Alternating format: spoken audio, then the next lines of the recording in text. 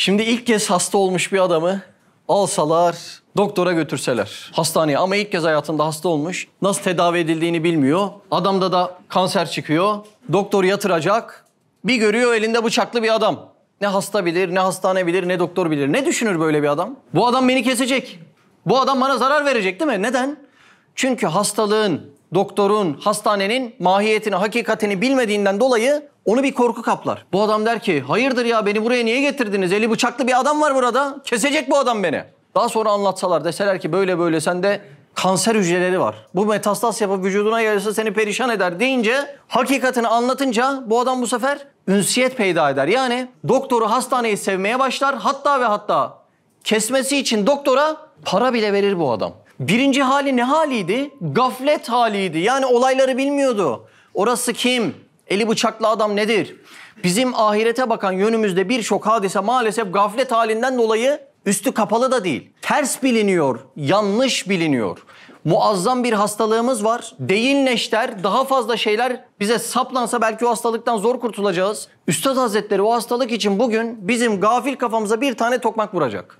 Yani ne demek bu? Birazcık canımız yanacak mı? Birazcık canımız yanacak. Peki nedir bizdeki bu hastalık? Gaflet hastalığı. Şimdi gaflet kimsenin farkında olmadığı bir hastalık. Niye? Çünkü kendisi farkında olmama durumu. Yani gaflet ne demek? Bir insanın çevreden haberdar olmama durumu deyin. Bu güneşi buraya kim dikti? Bu proteinleri ters bağlayıp tırnakları buraya kim monte etti? Bu kaşımı gözümü buraya kim koydu? Bu kainatı kim yarattı? Gelinlik gibi ozon tabakasını kim giydirdi? İyi de bunları yapan ne amaçla yaptı, benden ne istiyor diye bir insan sorgulamazsa bu insan nasıl bir insan olur? Gafil bir insan olur. Şimdi biraz daha anlamlı oldu mu? Gaflet yani çevreden haberdar olmama durumu. Bir insan maç skorlarını, fikstürlerini, listelerini, maçlarını, bir şeylerini böyle harfi harfine biliyorsa ama kainata geliş amacını hiç bilmiyorsa, yani ben sahabe efendilerimize benzemek zorundayım, nasıl yaparım bunu diye hiç böyle merak olmamışsa bu ne haldir? Bu bir gaflet halidir. Yani birisi kafasını kuma sokmuş, çevreden ne olmuş, ne bitmiş, ne yaratılmış, niye yaratılmış bunlardan hiçbir haberi yok. Şimdi bu gaflet hali kalbin bir hastalığı. Hem de nasıl bir hastalığı biliyor musunuz? Sizce basit bir hastalık mı? Çok ciddi bir hastalık. Şimdi kafir bir insan Allah'ı bulamadığından ve bilemediğinden dolayı yapması gerekenleri yapamıyor. Müslüman bir insan da aynı şekilde gaflet halinden dolayı yapması gerekenleri yapamıyor. Şimdi mesela benim bir hastalığım var. Diyelim ki birinci adam, kafir adam o hastalığına göre ilacı bulamamış. Birincisi ilacı bulamadığından dolayı ne yapıyor? Kullanamıyor. İkinci adam ilacı bulmuş, almış, getirmiş. Bu sefer de bu adam kullanmıyor. İşte ikinci adamın hali ne oldu? Gaflet hali oldu. Ama işin ilginç yanı. Hakikatte kafirin yaptığıyla gafilin yaptığı hakikatte aynı şey. Biri ilacı bulamamış, kullanmamış. Öteki bulmuş, kullanmamış. Hakikatte aynı mı? Aynı. Şimdi bu ilaç bana yakın, biraz daha tesir eder mi? Sürtünsem etsem? Öyle olmuyor. Şimdi biraz daha gafletin mahiyeti ortaya çıktı mı? Yani bir insanın gafil olması demek, kainata ne için geldiğini anlamaması, ne yapması gerektiğini bilememesi, adeta inançsız bir adam gibi yaşaması demek.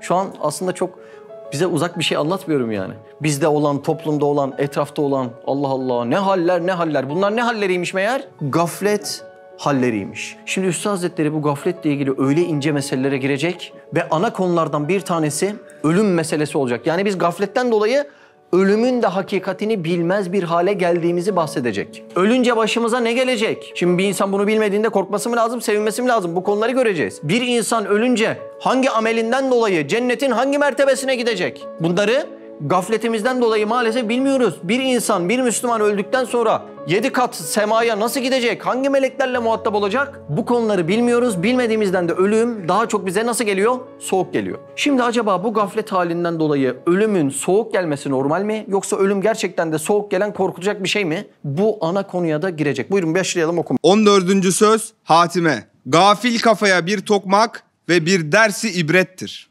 Bismillahirrahmanirrahim. وَمَا الْحَيَاتِ الدُّنْيَا اِلَّا مَتَاعُ الْغُرُورِ.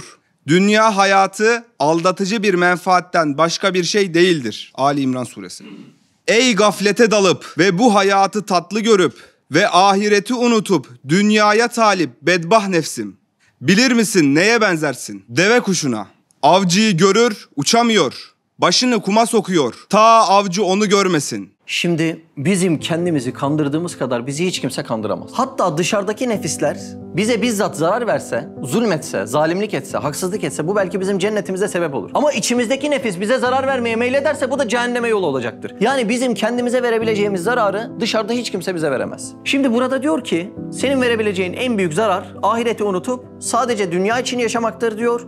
Ve bunu yapan kişiyi bir hayvana benzetmiş. Hangi hayvana? Deve kuşuna. Ne bu deve kuşu özelliği? En büyük özelliği çizgi filmlerde bile gösterdikleri başını kuma sokuyor. Deve kuşu sizce başını kuma neden sokuyor? Bir tehlike anında sokuyor. Amacı ne? Saklanayım yani avcı beni görmesin. Şu meseleyi tam anlamamız lazım. Deve kuşu korkuyor. Avcı orada biliyor ama başını kuma soktuğunda avcı onu avlayamaz zannediyor. Halbuki gövdesi dışarıda. Yani bugünkü ana konu deve kuşuyla kum meselesi. Şimdi nasıl deve kuşunun bir kumu var, bizim de dünya hayatında aldatıcı kumumuz var. Başımızı o kuma soktuğumuz anda ne için yaratıldım? Ölüm var mıydı? Azrail meleği gelince ne olacak? Ahirette neyin hesabını vereceğim? Bunların hiçbirisini umursamıyorum. Ne bizim kumumuz? Bizim yaratılış amacımızdan bizi uzaklaştıran neyse o bizim kumumuz. Gün gelir spor kumundur, gün gelir şöhret kumundur, gün gelir siyaset kumundur, gün gelir para kumundur. Şimdi bir tane adam düşünün. Dalmış dünyanın işlerine. Şimdi kendisince rızkının peşinde koşuyor o insan. Ama hayat amacı unutulmuş. Ne için geldim, ne yapmam lazımdı bu unutulmuş. Şimdi o işi o adamın neyi olmuş oldu? Kumu olmuş oldu. Şimdi deve kuşu gibi biz daldığımız bir dünya meselesinde başımızı kuma sokuyoruz. Ama gövdemiz dışarıda kalıyor. Yani ben başımı kuma sokuyorum ya, aman canım şimdi ölümü kim konuşacak, aman Azrail meleği gelip de ne olacak diye sen başını kuma soktuğunda ölüm ölmüyor. Azrail meleği seni unutmuyor. Yani sen başını kuma soktun diye, o maçla uğraştın diye, dünya işiyle uğraştın diye, kendini avutacak bahanelerle uğraştın diye, başını o kumuna soktun diye dışarıdaki avcı seni unutmuş değil. Sen hala Azrail Aleyhisselam'ın not defterinde yazılısın. Ve bu ölüm var ya, ölüm yani avcının mermisi. Ne zaman geliyor biliyor musun? Ölüm hiç hesapta yokken geliyor. Ölüm ne zaman geliyor biliyor musun? Zihninde 1001 plan varken geliyor. Yani 1001 planla gömüyorlar adamı. Deve kuşu ölümden korktuğundan dolayı yani avcı onu vurmasın diye başını kuma sokuyordu. Biz de aynı şeyi yaptığımızı söyledik. Dünyada bazı meselelere dalıyoruz, başımızı kuma sokuyoruz. Avcının bizi vurmayacağını zannediyoruz. Şimdi burada avcıdan daha ziyade bir mesele bizim ölümün hakikatini bilmemiz. Eğer biz ölümün hakikatini bilirsek dışarıdaki avcı var ya, yani bizim ölümümüze vesile olacak olan, bizi ölüme sevk edecek olan o avcı var ya, ne olur biliyor musun? Ölümün hakikatini bilirsek, eğer ölüm sevilecek bir şeyse ki öyle olduğunu göreceğiz, o avcı aslında bizi ahirete, cennete taşıyan bir binek olur. Demek ki bu avcı meselesinde ince bir mesele var. Biz aslında ölümün ne olduğunu ve ölümün hakikatini bilmiyoruz. Şimdi bak, ölümün hakikatini bilmiş bir insana bakalım. Bu arada Üstad Hazretleri'nin bir cümlesiyle gireyim. Üstad Hazretleri diyor ki, ölümün hakikatini bilen kamil insanlar ölümü sevmişler, daha ölüm gelmeden ölmek istemişler. Cümlenin güzelliğini farkında mısınız? Şimdi dışarıda bu konu çok yapılır. Aman canım ölüm istenir mi derler. Allah Allah, niye istenmesin ölüm yani? Sürekli bu cümle vardır. Aman canım ölüm de istenir mi? Böyle ölüm deyip duruyorsunuz. Böyle ahiret iman işlerinden biraz uzak. Bir piri faniyle konuşun, yaşı biraz geçmiş birisiyle konuşun. Aman canım yanımda da ölüm konuşma, konuşulacak daha güzel bir şey yok mu derler. Şimdi bir bakalım acaba ölümün hakikatini anlamış kamil bir insan. Bir peygambere bakalım. Yusuf peygambere bakalım. Şimdi Yusuf peygamberi kardeşleri kuyuya atmış mı? Atmış. Köle diye satılmış mı? Satılmış. Zindanlara sürülmüş mü? Sürülmüş. Bu sahnelerden birisinde ölümü istemiş mi? Hiçbirisinde ölümü istememiş. Ardından bir gün Mısır'a aziz olmuş. Ayrı kaldığı kardeşlerine, annesine, babasına kavuşmuş ve bu güzel zamanda Yusuf peygamber ölümü istemiş. Bakın ayette nasıl geçiyor? Müslüman olarak canımı al ve beni iyi kullarının, salih kullarının arasına kat. Ya çok ilginç mesela. Normalde bir insan hangi halde ölümü ister? Izdıraplı bir halde. Canı acıdığı bir halde, yokluk halinde, zulüm halinde, imkansızlık halinde ölümü ister. Ama Yusuf peygamber öyle mi yapıyor? Hayır. Hayatının en güzel evresinde Yusuf peygamber ölümü istemiş. Neden? Bak. Dünyanın en şatafatlı hali bile Yusuf peygamberi aldatamamış ve şunu bilmiş. Ya dünya dediğin ahiretin yanında ne ki? Risale-i Nur'da bir bahis geçiyor, onu okuyayım Yusuf peygamberle ilgili. Bu mesele daha iyi kalbimizde yer etsin. Hazreti Yusuf kendisi Cenab-ı Hak'tan vefatını istedi ve vefat etti. O saadete mazhar oldu. Demek o dünyevi lezzetli saadetten daha cazibedar bir saadet ve ferahlı bir vaziyet kabrin arkasında vardır. Yani daha lezzetli bir şey mi ölüm? Şurada geçen bahse göre ehli iman için ölüm dünyadan çok daha saadetli bir şey. Hazreti Yusuf Aleyhisselam gibi hakikat bin bir zat o gayet lezzetli dünyevi vaziyet içinde gayet acı olan mevti istedi, ta ödeki saadete mazhar olsun. Demek ölüm korkusu neyden gelir o zaman? İnanamamaktan. Allah'ı hakkıyla bilememekten ve güvenememekten. Şimdi sen Allah'a hakkıyla inanıp güvenemezsen onun vaadine nasıl güveneceksin? Şimdi sen Allah'a yeteri kadar inanmadıktan sonra cennete, ahirete, o güzelliklere nasıl inanabilirsin? Mümkün değil. Demek ki ölüm korkusu neyden geliyor? İman zafiyetinden. Peki bir insanda iman zafiyeti dediğimiz hastalık varsa onun en büyük belirtisi hangi kelimedir? Şüphe. Demek ki bir insanda iman zafiyeti varsa onun en büyük belirtisi şüphedir. Şimdi Üstad Hazretleri diyor ki kabrin arkası için çalışınız.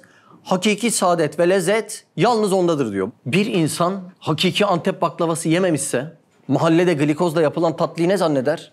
Hakiki tatlı zanneder. Biz de ahireti hakkıyla bilmediğimizden dünyadaki lezzetleri hakiki lezzet zannediyoruz. Bizim bu dünyaya olan iştahımız, sevgimiz, muhabbetimiz neyden dolayı? Ahireti bilmemekten dolayı. Bak o bu dünya lezzetleri deyince bizim elimizde dünyaya ait hangi lezzet varsa onu düşünmen lazım. Belki gitarına öyle muhabbet besliyorsun ki seni Allah'tan uzaklaştırıyor. Belki etrafındaki yakınlarına öyle muhabbet besliyorsun ki sana hayata geliş amacını o unutturuyor. Belki saçına o kadar muhabbet besliyorsun ki aman saçım kesilirse psikolojim bozulur diyorsun. Seni Allah'tan kulluktan o uzaklaştırıyor. Yani seni ne uzaklaştırıyorsa senin dünyan o. Peki biz bu dünyaya neden bu kadar müptelayız? Ahireti yeteri kadar bilmediğimizden, yani imanı, Allah'ı, kitabı, peygamberi öğrenmemiş bir insanın ahirete iştahı olmasının imkanı yok. Neden? Çünkü bir zata yeteri kadar inanamazsan onun vaatlerine de asla inanamazsın. Allah Azze ve Celle'ye yeteri kadar iman edip inanamazsan, yani güvenemezsen onun vaatlerine bir insan neden güvensin? Yani güvenmediğin birisinin vaadine güvenir mi bir insan? Mümkün değil. Demek bizim problemimiz burada. Biz Allah'a yeteri kadar inanmıyor, güvenmiyor, yani iman etmediğimizden dolayı onun vaadi olan ahirete, ölümün arkasındaki hakiki lezzetlere de bir türlü güvenemiyoruz. Ancak iman artarsa bir insanın ahirete iştahı artar. Bakın bugün toplumun en büyük ama en büyük, neyde en büyük? Ahirete uygun bir yaşayış yaşamamasındaki en büyük sebep iman zafiyetidir. Ve bunun tek çözümü ne biliyor musun? Bu dersler, iman dersleri. Onun kalbinde onu yiyip bitiren şüphelerdir. Hatta o şüpheler o kadar büyüdü ki cennet bize iştah vermiyor, cennet için fedakarlık yapamıyoruz. Cehennem bizi ürkütmüyor, cehenneme korkumuzdan, haramlardan uzak duramıyoruz yani. Aman canım ne olacak yani? Yanacaksak yanarız, çıkarız diyor yani. Urfa kebapçısı zannediyoruz, öyle değil mi? Şimdi bak, o imanın tam zıttı ne? Şüphe. Şimdi ben burada Furkan sana desem ki, kardeşim şu villam sana hediye olsun, armağan olsun desem, Furkan heyecanlandın mı bunu der demez? Heyecanlanmıyor. Niye heyecanlanmıyor Furkan? Bak söyledim cümleyi, heyecanlanmadı. Şimdi kafasında kuşkular var. Diyor ki, Allah Allah diyor, acaba durduk yere bu adam villayı bana niye versin diyor. İkinci diyor ki, ya bu adamda villa var mı ki versin diyor. Üçüncü olarak ne diyor bu adam? Diyor ki, acaba beni kandırıyor mu diyor. Şimdi ben tam o esnada bak Furkan kardeşim, senin iştahını açayım deyip villanın bir resmini göstersem, biraz daha iştah artar mı? Allah Allah, gerçekten varmış böyle bir villa. Daha sonra tapusunu çıkarsam, bak bilmem ne bölgesindeki bilmem ne villası. Allah Allah, tapusu, gel yarın da tapu müdürlüğüne gidelim deyip üstüne de imzayı atıp versem Furkan'a ne yapar? Heyecanlanmaya başlar. Başta niye heyecanlanmadı Furkan? Şüpheleri vardı. Neydi şüpheleri? Ya beni kandırıyorsa? Bu adam durduk yere niye versin villa? Bu adamın villası var mı ki bana villa versin? Şüpheleri ne zaman yok oldu? İştahı o zaman arttı. Tam o esnada ben o villanın sana tapusunu versem ayakları yerden kesilecek kadar mutluluk yaşar. Peki biz ahiret deniyor, neden heyecanlanamıyoruz? Neden? Şüphemiz var, şüphemiz. Açık söyleyin ya. Şüphemiz var bizim. Bizde iman zafiyeti var ya. Problem var bizde yani. Ahiret bizi heyecanlandırmıyorsa bizim imana dair hastalıklarımız var. Anladınız mı imanın zıttı neden şüphe? Çünkü imanın gerekliği olan o heyecanı, o lezzeti sana tattıramıyorsa eğer o imanın, şüphe kurtları içine girmiş demektir. Şimdi anladınız mı? Ölüm neden bizi korkutuyor? Çünkü ölümün içindeki hakikatleri bilemiyoruz. Kafamızda şüpheler var. Ve şüphe, üzülerek söylüyorum, ahiretten önce ahireti vaat eden zata karşı bizim şüphelerimiz var. Nasıl bir Allah? Neler yapabilir? Kudreti nedir? Acaba neleri gerçekleştirebilir? Maalesef bunları bilmiyoruz. Sonsuz diyoruz, geçiyoruz ama altını doldurmamışız, altyapısını yapmamışız maalesef. Ondan sonra ölüm geldiğinde biz mutlu olabiliyor muyuz? Olamıyoruz. Ölüm bizim için üzücü bir şey. Hatta ve hatta ölüm en çok neden üzücü biliyor musunuz? Bizi sevdiğimiz her şeyden ayıran şey nedir? Ölüm. Şimdi dünya bizim temelimiz ya. Ahirette benim sevdiğim ne olacak, ne bitecek? Hiç haberim yok benim. Ben bunların altyapısını oluşturmamışım. Öyle olunca dünyadakine tutunuyorum. Böyle olunca da ölümden ben memnun mu olurum? Üzüntü mü duyarım? Üzüntü duyarım ya, benim sevdiğim ne varsa. Ölüm alıp götürecek beni. Bugün bir arkadaşın babası vefat etti. Allah rahmet eylesin. Şimdi üzüntüsünü bir yazı paylaşmış. Ben oradan hissettim üzüntüsünü. Şimdi biz üzülüyoruz ama hakikatini bilmediğimizden belki. Şimdi şu benim babamın beden elbisesi, bineği yani. Aslında ölüm dediğimde babam ölmüyor benim yani. Babamın ruhuna bir şey oluyor mu? Hayır. Ruhu kabzediliyor yani. Ahirete gidiyor. Birkaç yıl sonra kavuşacağımız bir yere gidiyor. Aslında mezara koyduğumuz, o gardıroba koyduğumuz ne? Şu beden elbisesini koyuyoruz, şu bineği koyuyoruz değil mi? Ama ölüm bu cihette, bu hakikatle bilinmediğinde yıllarını paylaştığın, evinin direği olan baban çekti gitti. Artık bir daha ona kavuşmam mümkün değil nazarıyla bakılıyor. Ölüm bizi neden korkutuyor anlıyor musunuz? Ölüm en çok sevdiklerimizden ayrı kalmak için korkutuyor. Şimdi dışarıda birçok insanın sevdiği şeylerden ayrı kalmasıyla ilgili bir problemi var. Olmayan bir insan mevcut değil. Bu yüzden de o insanlar sefaate düşüyorlar. Sefaatten kastım ne benim? Barlar, diskolar, meyhaneler.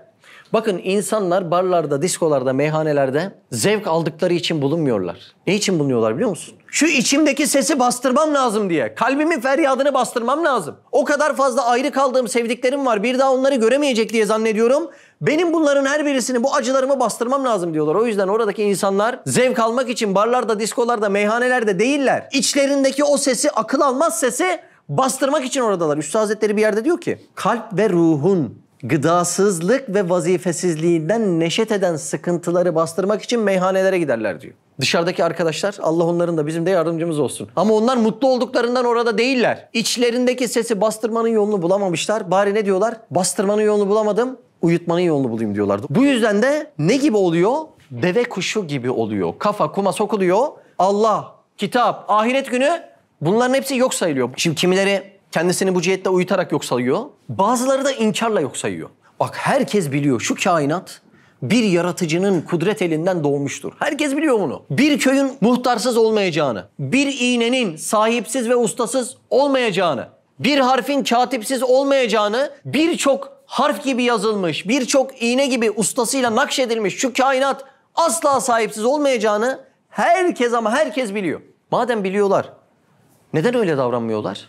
Çünkü eğer öyle davranırsa Allah'a itaat etmek zorunda. Ama o kişi Allah'a itaat etmeyi değil, kendi nefsine itaat etmeyi istiyor. Ben canımın istediği gibi yaşamak istiyorum arkadaş diyor. Bu yüzden de ne diyor biliyor musun? Tesadüf de, Allah yok de, madde yaratıldı de, kainat yaratıldı de. Sen bunları söyle de, ondan sonra diyor mutluluğu er diyor yani kendisine. Geçen kuantumla ilgili bir şey konuşulan bir meclisi dinledim de o kadar üzüldüm yani. Atomun altyapısındaki fiziki bir alemin neredeyse olmadı yani başka bir mecranın oldu. Şimdi şu bardak fiziki bir alemde, mekanda yer kaplarken kuantumda bir parçacık hem burada hem Konya'da gibi düşün yani. Böyle bir meseleyi anlamışsın, algılamışsın ama burada hala meseleyi yaratıcının eline bağlayamamışsın. Şimdi insan kendi nefsini çok sevdiğinden, çok beğendiğinden dolayı bunları inkar etmek istiyor. Yani ne yapıyor burada? Kafasını kuma koyuyor. Anladınız mı kumu çeşitlerini? Birisi bu şekilde koyuyor, biri meyhane şeklinde koyuyor, biri kendisini at yarışına veriyor, kafasını orada kuma koyuyor. Her birisinin amacı ne? Aman avcı beni görmesin. Sen kafanı kuma koydun diye, yani Allah'ı inkar ettin diye Allah da seni inkar ediyor değil. Sen Azrail'in listesinde yazılısın. Sen kafanı kuma koyup inkar ettin diye Azrail yani avcı da seni inkar ediyor değil. Elbet sana gelecek. Sen onu şöyle mi karşılayacaksın? Öyle diyorlar ya ben Azrail sevmiyorum arkadaş diyorlar. Sen sevsen de gelecek, sevmesen de gelecek. Ama onu sevseydin sevdiği birini ziyarete gelir gibi gelecekti. Sen onu sevmediğin için istenilmeyen bir eve nasıl ziyarete geliniyorsa Azrail Aleyhisselam da o ziyarete o şekilde gelecek. Yani senin inkar etmen, yani kafanı deve kuşu gibi kuma koyman avcının yokluğu demek değildir. İstediğin kadar dünyada oyalan. O avcı gelecek, o ölüm gelecek, seni bulacak. Eğer hakikatini, mahiyetini anlayıp iman edersen Yusuf peygamberinki gibi çok sevilecek bir şey bu ölüm. Öyle mi? Ama hakikatini anlayamazsan, hep inkar üzere bir hayat yaşarsan, hep gaflet üzere bir hayat yaşarsan, bakın uygulamada gafletle inkar neredeyse aynı uygulama maalesef. Hep gaflet üzere bir hayat yaşarsan bu sefer ben Azrail'i sevmiyorum diyorsun. Niye sevmiyorsun? Azrail niye sevilmez mesela? Şimdi siz gördüğünüz güzel bir insana ne dersiniz? Bu adam melek gibi adam diyorsunuz ya. Şimdi Azrail Aleyhisselam melek gibi değil. Meleğin ta kendisi. Hem de ölüm meleği. Yani sen cennete gideceksen vesilelerden bir tanesi Azrail Aleyhisselam. Senin ruhunu o alıp götürecek cennete. Ya şimdi seni cennete götürecek bir melek niye sevilmez? Demek bir halt işliyorsun ki. Demek bir insan bir halt işlediğinde aman gelip de bana hesap sormasın diye ben Azrail haşa sevmiyorum diye isyanda bulunabiliyor. Konumuz gaflet. Yani birinin kafasını kuma sokması için illa bizim bildiğimiz bazı haramlara girmesine gerek yok. Bir insan meşru bir dairede de kulluğuna uygun bir hayat yaşamaz. Hayatınıza gelen en güzel şeylerden birini, en güzel mesleklerden birini düşünelim yani. Atıyorum yani mesela insanların değil mi kursağından geçen bir ekmek yapıyorsun yani fırın işindesin. Namazını unutmuşsun, Allah'ı bilmeyi unutmuşsun, Kur'an'ını, peygamberini unutmuşsun. Aynı meseledesin yani. Şimdi bu suç gibi gözükmüyor. İslam'da her zaman bir şey yapmak değil. Bazen yapmamak, yapmaktan daha büyük suç. İmandan sonra gelen en büyük amel nedir? Namazdır. Şimdi bazen bir insanın bir şeyi yanlış yapmasından daha büyük bir günah namazı yapmamasıdır, kılmamasıdır yani. O yüzden aman canım ben şu haramı işlemedim, bu haramı işlemedim. İyi de senin yapmakla mükellef ve mecbur olduğun işler var. Sen bunları da yapmıyorsun. Şimdi bir tane kaptan gemiyi batırsa, geminin sahibi de hesap sorsa, kaptan da dese ki İyi de ben şurada uyumuştum bir şey yapmadım ki desem. Senin zaten bir şey yapmaman suç yani. Sen orada geminin kontrolünü ele alıp o gemiyi çevirmen gerekiyordu. Sen gemiyi kullanmadığından gemi vurdu. Şimdi bu adam ben ne yaptım canım direksiyonu tutmadım altı üstü uyuyordum diyerek kurtulabilir mi? Hayır. Senin orada bir şey yapman değil yapmaman suç olduğu gibi bizim üstümüze düşen çok vazifeler var. İşte o yüzden gafil kafaya tokmak diyor. O yüzden gaflet halinde olan Müslümanlara hitap ediyor. Aman canım içki içmedim, faize girmedim onu yapmadım. Tamam yapılmaması gerekenleri yapmadın. Peki yapılması gerekenleri yaptın mı? İmandan sonra gelen en önemli mesele bir namazı düşün. Allah'ı bilmeyi düşün. Ya bir insan Allah'ı bilmedikten sonra ligde değildir. Bir insan Allah'ı bilemedikten sonra, iman edemedikten sonra yani iman vesikası, evrakları tam olmadıktan sonra diğer yaptığı şeylerin de bir önemi yok yani. Yapıp yapmadıkları şeylerin de önemi yok. Yani senin şu kainata gelişinin temel bir amacı var. Marifetullah, Allah'ı bilme. Sen bunları yapmadıktan sonra aman canım kimseye zararımız yok. Klasik o cümleler var ya. Ne kulaklı yemişiz ne milletin malına bakmışız falan. İyi de yapman gerekenler ne olacak ortada? İşte bu hale tam gaflet deniyor. Kur'an bilmeyiz, siyer bilmeyiz, sünnet bilmeyiz. Sahabe efendilerimiz nasıl yaşamış ve ne için yaşamış? Bu daha önemli. Ne için yani? Amaçları neymiş? Allah'ı razı etmek dediğin konu neymiş? Bunları bilmiyoruz. Hepsini hayatımızdan silmişiz. Öyle standart bir hayat koymuşuz kendimize. Yapılması gereken bir sürü mükellefiyetimiz var. Bunların her birisini silmişiz. Bu ne örneği biliyor musun? En masum işte de çalışsan kafan işinin kumunda olduğundan tam bu gafil deve kuşunun örneği. Buyurun devam edelim. Bilir misin neye benzersin? Deve kuşuna. Avcıyı görür, uçamıyor. Başını kuma sokuyor. Ta avcı onu görmesin. Koca gövdesi dışarıda. Avcı görür. Yalnız o gözünü kum içinde kapamış, görmez. Hiç avcının fonksiyonunu değiştiren bir olay var mı burada? Deve kuşunun kafası kumda. Avcıya ne yani? Onun için daha güzel yani. Yeri belli işteyse. Azrail Aleyhisselam için fark etmez de. Şu örnekteki avcı için daha güzel bir olay yani. Yeri belli işteyse evet. Ey nefis, şu temsile bak, gör. Nasıl dünyaya hasrı nazar, aziz bir lezzeti elin bir eleme kalbeder. Şimdi buradaki dünyaya has nazar. Has nazar kelimesi çok önemli. Ömer has nazar ne demek? Odaklanmak demek. Şimdi bak burada diyor ki dünyaya odaklanırsan elinde mutlu olacağın şeyler acı, azap, eleme dönüşür diyor. Şimdi burada has nazar demek dünyaya odaklanmak demek. Demek ki bir insanın dünyasını cehenneme çevirmesi için dünyaya odaklanması yeterli. Bu şu demek değil yani dünyaya çalışmamak demek değil. Sadece dünyaya çalışmak demek has nazar etmek demek. Biraz örnekleyelim. Şimdi bir insan hayatını yaşıyor ve şu cümleleri diyor. Benim tek saadetim şu tatil diyor. Odaklanmış mı? Odaklanmış. Peki o tahsissiz kalırsa, beklentilerini alamazsa, yarım yamalak kalırsa o tatili ne olur? Bu o lezzeti bir eleme dönüştürür. Bir insan dese ki şu mesleğin diploması elimde olmadıktan sonra dünyanın benim için bir amacı yok. Bütün hayatını o diplomaya mı odaklamış? Evet. O diplomayı alamazsa sonuç belli. Peki alırsa ve beklentilerini o diploma karşılamazsa ne olacak? Ki dünya hangi beklentiyi karşılayabilir ki Allah aşkına? Ruhun sonsuz arzusu ve isteği varken dünya neyi karşılayabilir? Bir diploma, bir ev, bir araba yani bunlar bir şeyleri karşılayamaz. Bunlar araç olmaktan çıkmaması lazım. Amaca döndüğü anda sen odaklandın demek ve bütün lezzetlerin ciddi bir eleme dönüşecek demek. Has nazar oldu mu? Evet, devam edelim. Mesela şu karyede yani Barla'da 2 adam bulunur. Birisinin %99 ahbabı İstanbul'a gitmişler, güzelce yaşıyorlar. Yalnız bir tek burada kalmış. O dahi oraya gidecek. Bunun için şu adam İstanbul'a müştaktır. Orayı düşünür. Şimdi ben Barla'dayım. Bütün köyde İstanbul'a taşınmış. Niye İstanbul'a taşınmış? Çünkü şimdi hayal alemin orada kirada bir yeri var. İleride büyük medrese olacak Allah'ın izni ayetiyle değil mi? Şu gafletten uyanıp şu işlerin hakikatini bir çözebilirsek Allah'ın izniyle yani. Birileri de bir anlasa yani o imanlara ulaşmak ne demek? Bu derste inşallah onun duası olsun. İstanbul'a medrese açılacakmış büyük. Şimdiki kiralık yerden ziyade Mersin'deki gibi büyük güzel medrese açılacakmış. Benim bütün ahbaplar gitmiş İstanbul'a. Şimdi Barla'nın benim için ne anlamı var ki yani? Barla demek dostum demekti zaten. Hepsi İstanbul'a gitmiş. Ben İstanbul'a ne duyarım? İştah duyarım. Amcaoğlu orada, dayıoğlu orada, eş orada, dost orada, kardeşlerim orada, arkadaşlarım orada. Barla'da tek başıma ne yapacağım? Tavuk horozla mı vakit geçireyim yani? Şimdi böyle olunca insan der ki ya bütün dostlarım İstanbul'a taşındı. Ben de ilk fırsatta İstanbul'a göçeyim. Evet. Bunun için şu adam İstanbul'a müştaktır. Orayı düşünür, ahbaba kavuşmak ister. Ne vakit ona denilse oraya git, sevinip gülerek gider. Bizim Akif dese ki abi arabayı aldım. Gitmeyelim mi İstanbul'a? Eşi dostu görmeyelim mi? Oo mutlu olurum. Burada İstanbul'dan murat ölüm, anlıyorsunuz değil mi? Bütün sevdiklerin kabrin öbür tarafına gittiğini betimliyor. Evet. İkinci adam ise %99 dostları buradan gitmişler. Bir kısmı mahvolmuşlar. Bir kısmı ne görür ne de görünür yerlere sokulmuşlar. Perişan olup gitmişler zanneder. Şu biçare adam ise bütün onlara bedel, yalnız bir misafire ünsiyet edip teselli bulmak ister. Yani bu seferki arkadaşın bütün eşi dostu tanıdığı İstanbul'a mı gitmiş?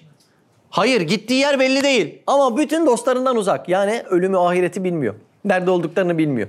Ne yapacak? Üzüntü duyacak ve şunu söyleyecek. Ah tek bir dostum olsaydı da onunla dertleşseydim. Evet. Onunla o elim alamı firakı kapamak ister. Bak şimdi. Bütün sevdiklerimiz bir yere gitmiş. Sahabeler, dostlarımız, Efendimiz Aleyhisselatü Vesselam. Her birisi bir yere gitmiş. Bir insanın birazcık muhabbeti ve aklı varsa mutlaka onların olduğu yere gitmek isteyecektir. Ve ehli iman insanların toprağın altında, toprağın üstünden çok daha fazla ahbapları vardır. Yani özleyeceği çok daha fazla kişi vardır değil mi? Şimdi Musab bin Ümeyr'i kim özlemez? Ha? Zeyd bin Harise Efendimiz'i kim özlemez? Ebu Beyde bin Cerrah'ı, Hubeyb bin Adi'yi kim özlemez yani bu sahabe efendilerimizi? Her biri bir kahraman. Ve onlarla ahirette buluşmanın bir özlemini, hasretini düşün. Ve onlarla kavuşuyorsun, arkalarını bir açıyorlar. Efendimiz Muhammed Mustafa Aleyhisselatü Vesselam. Allah Allah şu güzelliklere bak. Üstadımız orada, şu güzelliklere bak. Bunun yanında vefat etmiş. Kimin varsa her birisi karşı tarafta değil mi? Şimdi biz anne karnından dünyaya doğduğumuz gibi bir gün dünyadan da ahirete doğacağız. Var mı anne karnını özleyen? Daracık o suyun içerisinde anne karnını var mı özleyen? Şimdi size teklif etseler tekrar bu aklınızda, bu zihninizle anne karnına geri dönün. Döner misiniz Salih? İmkanı yok. Nasıl dünyanın lezzetini almış bir insan anne karnına tekrar dönmek istemez? Bir insan bir parça ahireti bilse de bu dünyaya dönmek istemez. Örneği var mı? Var. İdris peygamber var. İdris peygamberi ölüm meleği cennete götürünce ne diyor? Ben artık buradan dönmeyeceğim diyor ve dönmüyor İdris peygamber. Niye? O ahiretin güzelliklerini gören bir insan. Şu paçavra hükmündeki dünyayı, hep içi elemli olan dünyayı bir kez güldürse 10 kez tokat vurup ağlatan bu dünyayı neylesin Allah aşkına, öyle değil mi? Demek ki bizim ahirete iştahımızın olmamasının en temel sebebi bilmiyoruz. İmanı bilmiyoruz, Rabbimizi bilmiyoruz. Yani ölümün hakikatini bilmiyoruz. Şimdi Sadi Şirazi diyor ki dünya öyle bir meta değil ki niza değsin. Dünya hiç kavga edecek bir şey bile değmez. Bu benimdir, şu senindir diye hiç böyle bir şey değmez diyor. Niye öyle diyor biliyor musunuz? Şimdi bazen rüyada görüyorsunuzdur sizde. Dalıyorsun rüyaya, sevdiklerin ölüyor, evin barkın yıkılıyor, arabayı çarpmışsın. Öyle değil mi? Evin içine kamyon girmiş. Bizim Mehmet'in gerçekten girmiş ama işte oluyor, rüyada da öyle düşün. Ne yapıyorsun? Böyle bir panik yapıyorsun. Rüyadasın ama panik yapıyorsun. Hüngür hüngür ağlamışsın. Ağlamaktan bir anda uyanıyorsun ve ne diyorsun? Oh be rüyaymış diyorsun ya. Dünyada bir şey yokmuş diyorsun. Efendimiz Aleyhisselatü Vesselam diyor ki İnsanlar uykudadır. Ölünce uyanırlar. Yani bu dünyada onu kaybettim. Bu eksik kaldı. Şuralarım yarımdı. Bu sevdiklerimden uzaklaştım. Ya bunlar gerçekten rüya gibi yani. O Matrix filmini izlediniz mi? O sanal alem gibi yani. Gerçekten şu dünyanın bir hükmü yok. Esma kısım kısım tecelli etmiş, bu dünyayı oluşturmuş. Ama en büyük problem ne biliyor musun? Uykuda rüya gören bir insanın uykuda olduğunu ikna etmek ne kadar zorsa, gafletteki bir insanın da bu dünya illüzyon, gel hakikate gidelim diye uyandırmak o kadar zor. İşte bu derslerin önemi, bu iman derslerinin önemi o yüzden en temelde olması gereken dersler. Şu iman derslerinin üzerine inşa edilmeyen bilgiler, hakikatler bir işe yaramaz. O kadar önemli meseleler. Şu iman dersleri bak. Görüyor musun? Allah Allah. Evet buyur.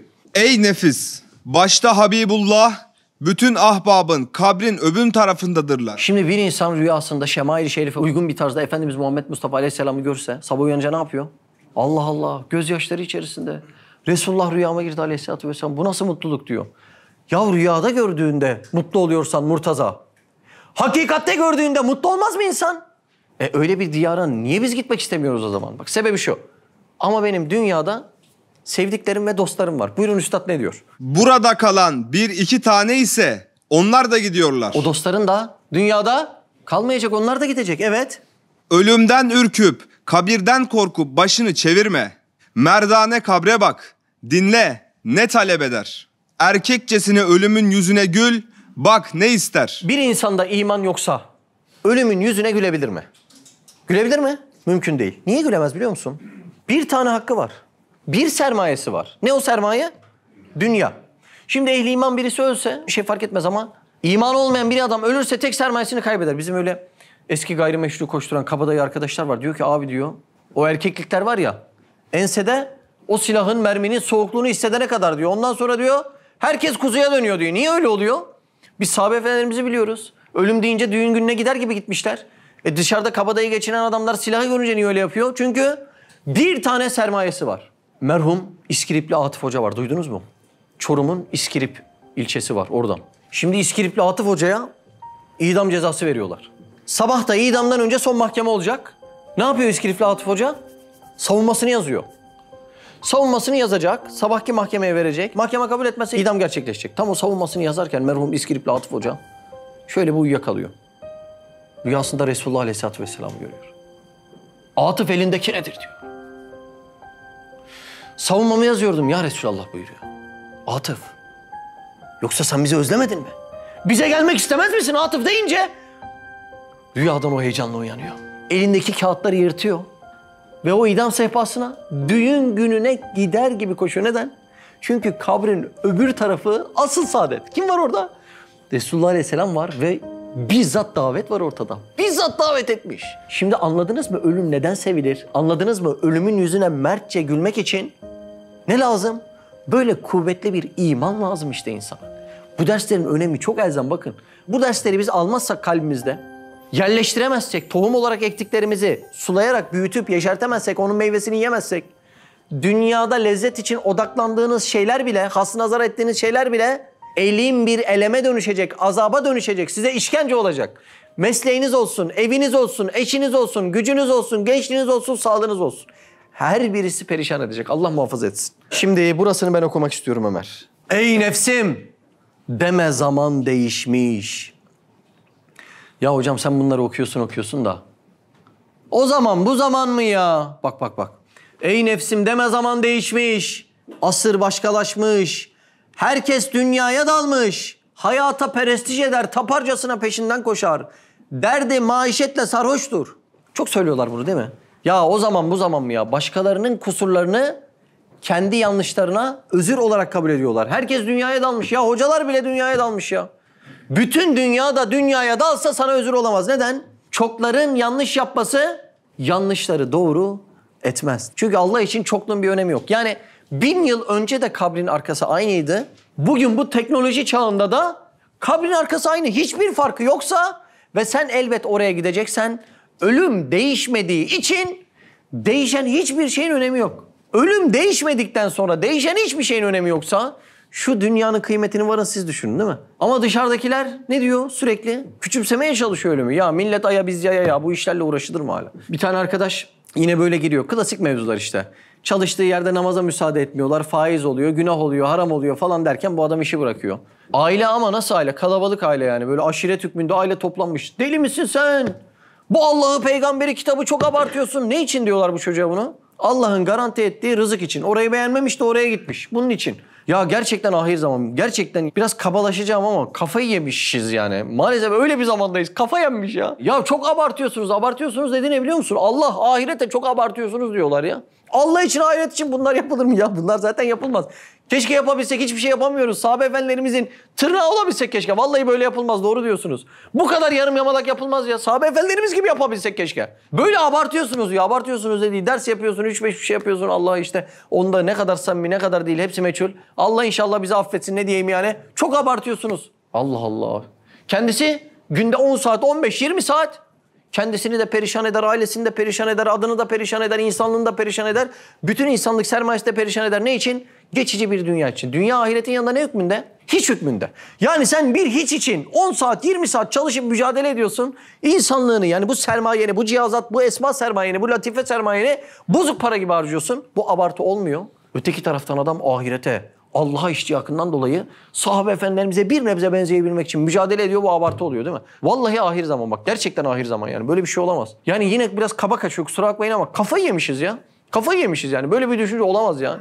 Yani böyle yapılır mı? Bu kadar yapılır mı? Gerçekten bu kadar yapılmaz. Bu kadar bizimki gibi az eksik. Bu kadar yapılmaz ya. Keşke sahabe efendilerimize daha çok benzeyebilsek. Keşke daha çok yapabilsek yani.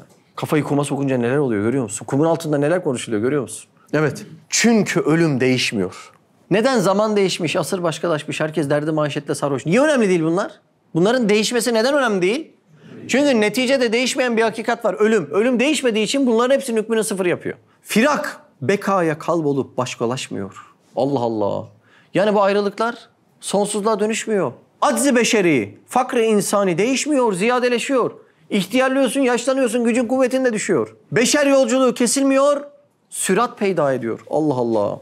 Bak şu cümleye bakar mısın ya? Şöyle bir cümle olur mu ya? Hem deme ben de herkes gibiyim. O da var değil mi? Herkesten böyle bir teselli alıyoruz. Hem deme ben de herkes gibiyim.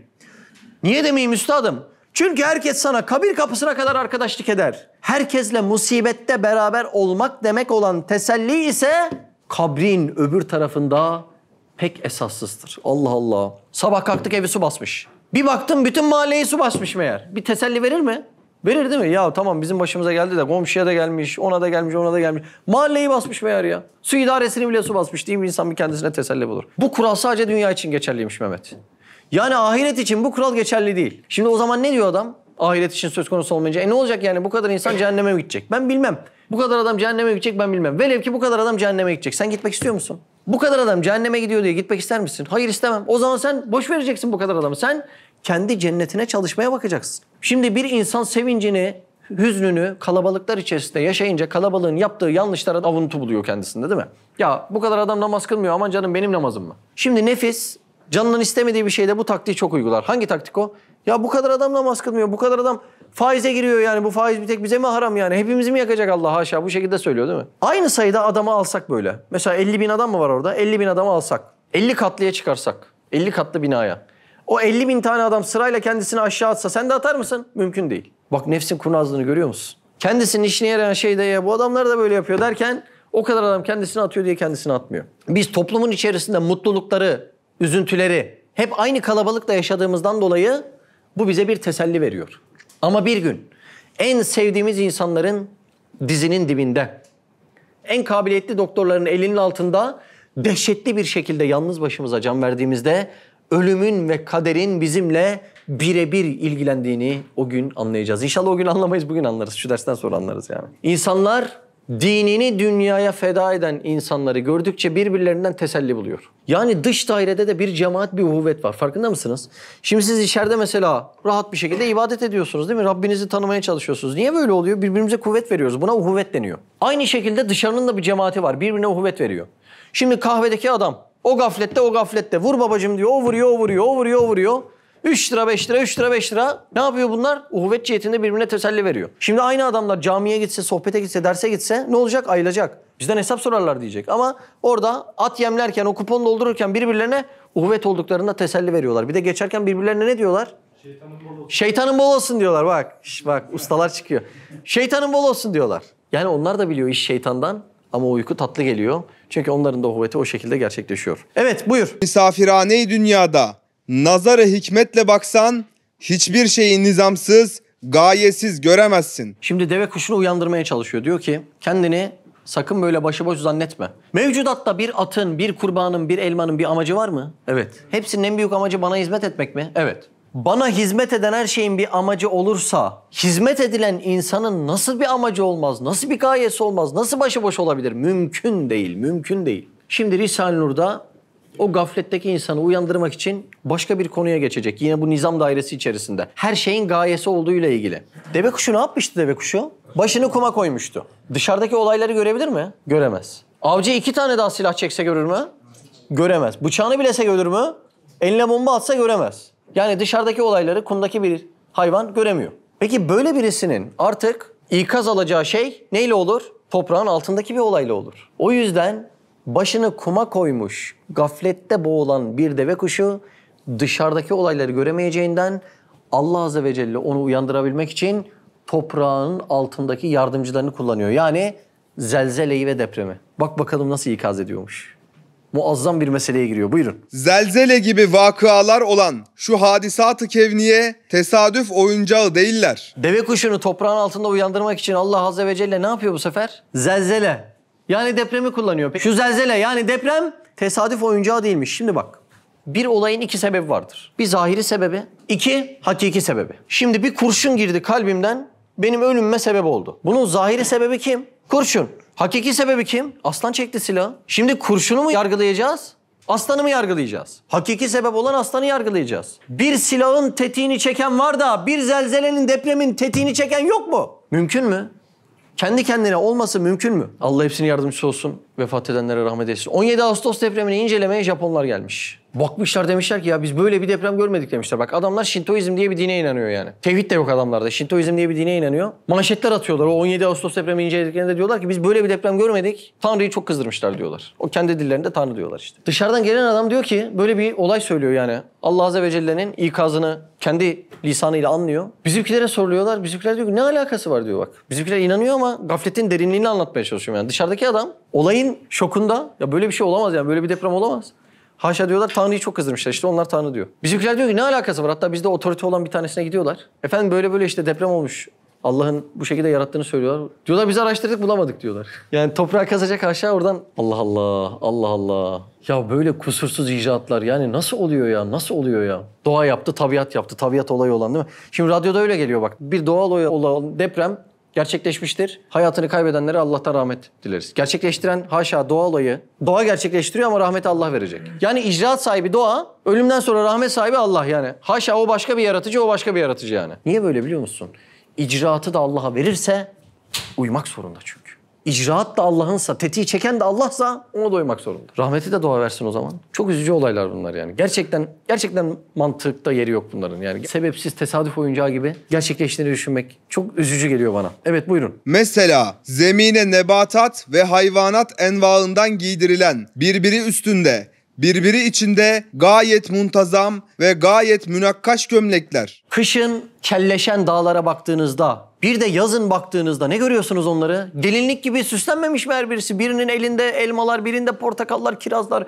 Her biri gelinlik gibi süslenmiş. Bak intizama bak, intizama bak. Evet. Baştan aşağıya kadar gayelerle, hikmetlerle müzeyyen, mücehhez olduklarını gördüğün ve gayet âli gayeler içinde kemal intizam ile meczup Mevlevi gibi devredip döndürmesini bildiğin halde Hücreler kendisi meczup Mevlevi gibi dönüyor. Koca gezegenlere bakıyorsun, onlar da kendi aralarında meczup bir Mevlevi gibi dönüyor. Her birisi kendi lisanı mahsusuyla zikrediyor. O kainatın, o dönen kainatın, o zikrini işiten Mevlana Hazretleri de o zikre katılan bir serzakir oluyor, kendisi de dönmeye başlıyor. Kendisi de sema ediyor, dönüyor. Onlarla aynı zikri yapabilmek için. Şimdi biz ayetten biliyoruz diyor ki, onun ilmi dışında bir yaprak dahi düşmez. Enam suresine geçiyor. Onun ilmi dışında, Allah Azze ve Celle'nin ilmi dışında bir yaprak düşmezse, şu dağları gelinlik gibi giydiren kim?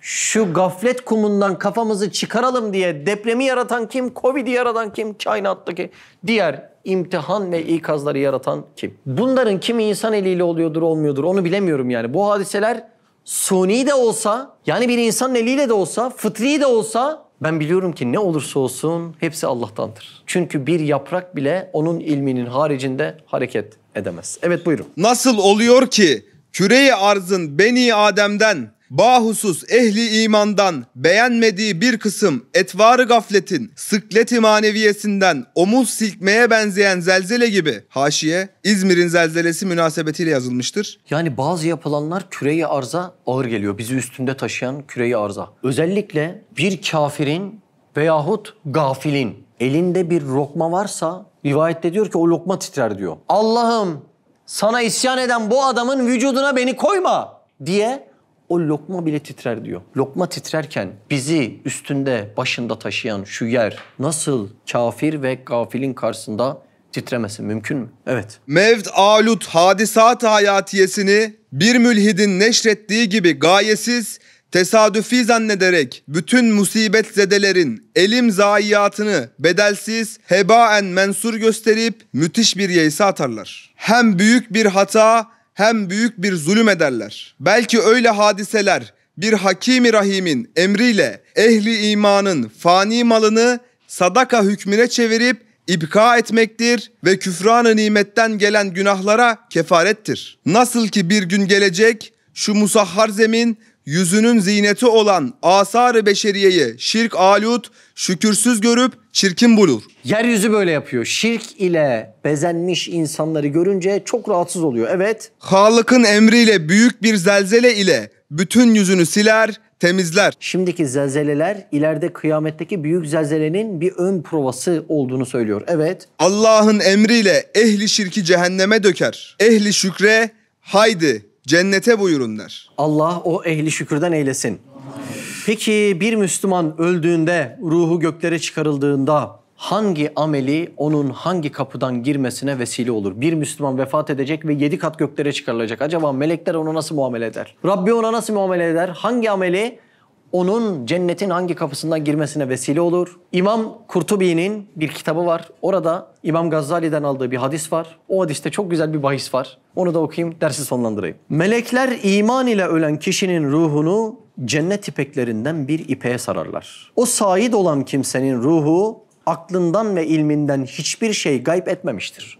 Yani aynı şimdiki gibiyim. O melekler bu ruhla beraber semaya doğru uçarak yükselirler. 1. kat sema olan dünya semasına varırlar. Bu meleklerin başında olan Cebrail aleyhisselam dünya semasına çıkar. Kimsin diye sorulur. Ben Cebrail'im. Yanımdaki de filandır der. Dünya semasının bekçileri olan melekler bu ne iyi bir kimsedir ki itikadı, inancı güzel idi ve hiç şüphesi yoktu derler. Bundan sonra 2. kat semaya çıkarlar. Kimsin denir. Cebrail aleyhisselam 1. kat semadaki meleklere söylediği sözünü tekrar eder. 2. kat semadaki melekler o salih ruha hoş safa geldi. Dünyada iken namazlarını bütün farzlarına riayet ederek eda ederdi derler. Sonra geçer. 3. kat semaya ulaşırlar. Kimsin denir. Cebrail aleyhisselam daha önce söylediklerini tekrar eder. Bunun üzerine malının hakkını muhafaza edip zekatını veren bu zat hoş ve safa geldi denir. Oradan da geçerler. 4. kat semaya varırlar. Kimsin denir. Daha önce söylediği gibi cevap verir. Dünyada Ramazan orucunu tutan kişi hoş ve safa geldi denir. Oradan 5. kat semaya varırlar. Kimsin denir. Daha önce söylediği gibi cevap verir. Farz olduğu zaman haccını yapan kişi hoş ve safa geldi denir. Oradan 6. kat semaya varırlar. Kimsin denir. Evvelce vermiş olduğu cevabı verir. Seher vakitlerinde çok istiğfar eden, gizli çok sadaka veren ve yetimlere yardım eden zat hoş safa geldi denir. Oradan da geçerek celal perdelerinin bulunduğu bir makama varırlar. Kimsin diye sorulunca önceki gibi cevap verir. Yine hoş ve safa geldi. Çok istiğfar edip çoluk çocuğuna ve sözü geçenlere emri maruf yapan, Allahu Teala'nın dinini, onun kurallarını öğreten güzel ruha merhabalar olsun denir. Sonra Sidretül Münteha'ya giderler. Yine kimsin diye sorulunca öncekiler gibi cevap verir. Hoş safa geldi. Her iyiliğini Allahu Teala'nın rızası için yapan zata merhaba denir. Sonra Arş-ur Rahman üzerine örtülmüş olan perdeler açılır ki 80.000 perdedir. Bu zamanda perde arkasından bir münadi nida eder ki bu getirdiğiniz ruh kimdir? Cebrail aleyhisselam filan oğlu filandır der. Allah-u Teala bunu yakınlaştırın ve sen ne güzel kulumsun buyurur. Sonra Cenab-ı Hak onu affeder. Allah bizleri de affedilmiş bu salih zümrenin içerisine, en başlarına, sahabeye Resulullah Aleyhisselatü Vesselam'a komşu olacak neresiyse oraya dahil etsin inşallah. Subhaneke la ilme lena illa ma allamtena inneke entel alimul hakim. Ve ahiru davana elhamdülillahi rabbil alemin. El Fatiha mesela. Bazı kardeşler kağıt uzatıyor hatırlatmam için. Hem İstanbul'a çok dua ediyorlar. Çünkü geceleri gündüzleri İstanbul'da da güzel bir medrese açılsın. Diğer projelerimizi halledelim oluyor. Bizim şu an orada biliyorsunuz kiralık 200 metrekare bir medresemiz var ama yetmiyor, sığmıyoruz. Hele projelerimiz için. Hele talebe yetiştirmek, bir insan yetiştirmek için. Şu iman dersleriyle yani insanların böyle en ulaşılacak zamanlarda ulaşabilmek için. Şimdiki yer yetmiyor. Aynı Mersin'deki gibi büyük, güzel bir medrese Allah oraya da nasip etsin. O yüzden arkadaşlar ikaz ediyor. Çok dua isteyelim. Çünkü dua külliyet kesbedince kabule karin olur. Bir de arkadaşlar Hayalhanem'in telefonları olduğunu hatırlatmamı istiyorlar. Bizi özellikle aramaya çekinen hassas arkadaşlar oluyor. Aman onları rahatsız etmeyeyim diye. Bizim arkadaşlar da asıl onlar arasın istiyor. Çünkü hiç görmediğimiz, tanışmadığımız ama gönlü çok güzel olan çok insan olduğunu biliyorlar. Ve onların da eğer bunlarla ilgili bazı noktalarda yardımlara ihtiyacı olursa bir okuma yapabilmek adına, belki namazları adına, belki bu dünyanın kumuna kafalarının girmemesi adına yardımlarımız olursa bizi arasınlar diyorlar. Bizim herhalde sayfalarda, sitelerde, YouTube kanalında nerede olursa yani çok fazla Hayalhanem'in iletişim telefonları var. Arkadaşlar arayabilirler ve arasınlar. Hatta gelsinler, çay içelim. Hatta ve hatta vakfa hayat etsinler. Hizmet edip başkalarının imanına da vesile olsunlar. Zira ben bundan daha büyük bir iş bu kainatta bilmiyorum. Evet.